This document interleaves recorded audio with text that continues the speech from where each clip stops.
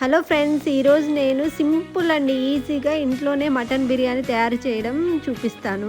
Very simple అండి. 1 KG రా mutton తీసుకొని అందులో 2 స్పూన్ల అల్లం వెల్లుల్లి పేస్ట్, కారపొడి 1 స్పూన్ ధనియాల పౌడరు, ఒక మిక్సీ జార్లో పచ్చిమిర్చి అండ్ పెరుగు వేసి మిక్సీ వేసుకొని కొంచెం 1 స్పూన్ బిర్యానీ మసాలా అండ్ పసుపు, కొంచెం ఆ పేస్ట్, పుదీనా, కొత్తిమీర అండ్ సాల్ట్, తగినంత సాల్ట్ వేసుకొని, బే లీఫ్, పెరుగు కొంచెం ఎక్కువ వేసుకోవాలి, ఎందుకంటే మసాలా రావాలి.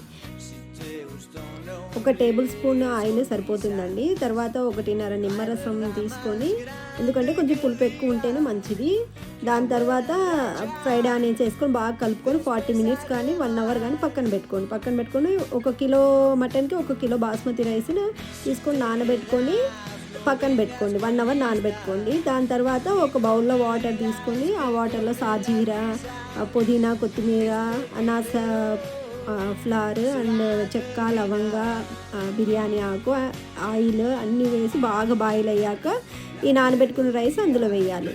అందులో వేసి కొంచెం బాయిల్ అవుతున్నప్పుడు 2 గరిటెల వాటర్ తీసి మ్యారినేషన్ చేసుకున్న దాంట్లో కలుపుకోవాలండి. మళ్ళీ మనము ఆ రైస్ బాయిల్ అవుతున్నప్పుడు 50% బాయిల్ అయిన రైస్ని ఫస్ట్ లేయర్గా పైన వేసుకోవాలండి. దాని తర్వాత 70% కొంచెం బాయిల్ అయ్యాక 70% వరకు సెకండ్ లేయర్గా వేసుకోవాలి.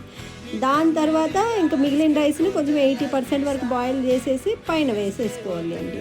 మొత్తం రైస్ అంతా వేసుకున్నాక ఆ పైన మనం coriander powder, cumin seed powder కొంచెమే, ఎక్కువ లేదు, టర్మరిక్, కొంచెం వాటర్ నేను మిక్స్ చేసి పెట్టుకున్నాను కలర్ కోసము, అది కొంచెం గీ, మళ్ళీ ఫ్రైడ్ ఆనియన్స్, లెమన్ జ్యూస్, మళ్ళీ కొత్తిమీర, పుదీనా అన్నీ వేసుకొని, నేను ఇక్కడ మామూలుగా చపాతీ గోధుమ పిండితో మనము దమ్కి పెట్టచ్చు. బట్ కానీ అల్యూమినియం ఫాయిల్ తీసుకున్నాను, ఇదైతే ఈజీగా ఉంటుంది.